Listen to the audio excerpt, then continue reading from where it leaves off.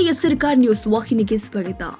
ಬೆಳಗಾವಿ ಹಿಂಡಲಗ ಗ್ರಾಮದಲ್ಲಿ ಸ್ಮೃತಿ ಭವನ ನಿರ್ಮಾಣ ಮಾಡುತ್ತಿರುವ ಎಂಎಸ್ ಕುತಂತ್ರ ಮಾಡ್ತಾ ಇದೆ. ಇದಕ್ಕೆ ಕಡಿವಾಣ ಹಾಕಬೇಕು ಎಂದು ಕನ್ನಡ ಹೋರಾಟಗಾರ ಅಶೋಕ ಚಂದ್ರಗೆ ಒತ್ತಾಯಿಸಿದ್ದಾರೆ. ಬೆಳಗಾವಿಯಲ್ಲಿ ಮಾತನಾಡಿದ್ರು.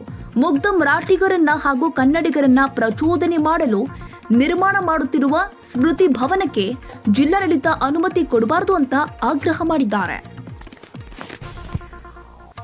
ಸಮಿತಿಯವರು ಮಹಾರಾಷ್ಟ್ರ ಸರ್ಕಾರದ ಬೆಂಬಲದೊಂದಿಗೆ ಒಂದು ಸ್ಮೃತಿ ಭವನ ಕಟ್ಟಕತ್ತಾರೆ.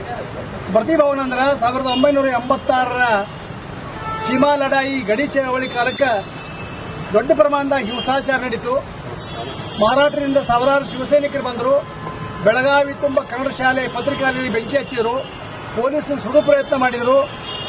ಬೆಳಗಾವಿಗೆ ನೀರು ಪೂರೈಸುವಂತ ಕೊಳವೆಗಳನ್ನು ಒಡೆದ್ರು. ಅದರ ವಿಷಪ್ರಾಶನ ಮಾಡುವಂತ ಕೆಲಸಗಳಿಗೆ ಕೈ ಹಾಕಿದ್ರು.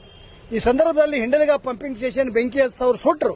ಸುಡು ಕಾಲಕ್ಕನ ಅಂದಿನ ಎಸ್ಪಿ ಆಗಿದ್ದಂತ ಕೆ ನಾರಾಯಣ ಸಾಹೇಬರು ಆ ಗೋಳಿಬಾರಕ್ಕೆ ಆದೇಶ ಮಾಡಿದಾಗ 9 ಮಂದಿ ಸತ್ರು.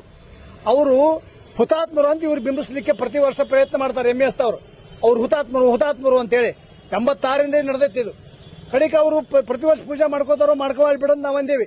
ಯಾಕಂದ್ರೆ ಅದನ್ನು ಹುತಾತ್ಮ ಬಿಂಬಿಸುವ ಪ್ರಯತ್ನ ಪ್ರತಿ ವರ್ಷ ಮರಾಠಿ ಪತ್ರಿಕೆಗಳು ಹಾಗೂ ಎಂಎಸ್ ನಾಯಕರು ಮಾಡ್ತಾ ಬಂದಿದ್ರು. ಈಗ ಅವರು ಏನ್ ಕೈ ಹಾಕಿರು ಅಂದ್ರೆ ಅಲ್ಲೊಂದು ಸ್ಮೃತಿ ಭವನ ಕಟ್ಟಿ ಅವ ಹಿಂಸಾಚಾರದ ಸತ್ತವ್ರನ್ನೆಲ್ಲ ಫೋಟೋ ಹಾಕೋದು, ಅವರೊಂದು ಸಾಕ್ಷಿ ಚಿತ್ರ ನಿರ್ಮಾಣ ಮಾಡೋದು, ಅದನ್ನು ತೋರಿಸುವಂತ ಅದನ್ನು ಕರ್ನಾಟಕ ವಿರೋಧಿ ಬೆಳಗಾವಿ ಜಿಲ್ಲಾಡಳಿತ ವಿರೋಧಿ ಕೇಂದ್ರವನ್ನಾಗಿ ಮಾಡೋದು. ಅದನ್ನ ಅವರು ಮರಾಠಿಗರನ್ನು ಪ್ರಚೋದನೆ ಮಾಡಿ ತಮ್ಮ ಗಡಿ ವಿವಾದವನ್ನು ಜೀವಂತ ಇಡೋ